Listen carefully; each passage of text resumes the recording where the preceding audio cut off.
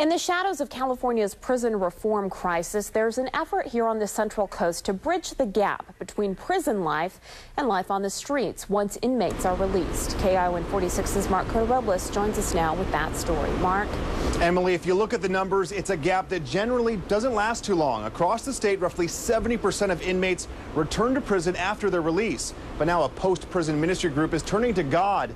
They say if you're ready for change, they'll meet you at the gate. It's been a long road for Salinas native Chris Davila.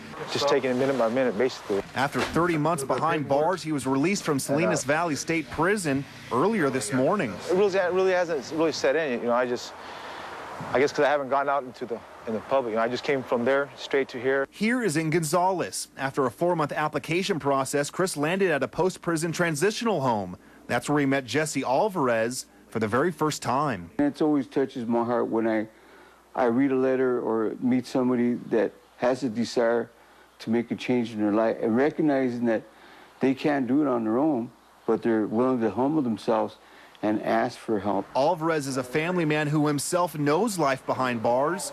He says some 8 years ago, it was the Lord who used prison to get a hold of his own life. And as I was seeing guys coming in and out, I didn't want to be another statistic. A statistic that Chris struggled with time and time again for the last 10 years. My first term, I was in there for 3 years, and I got out.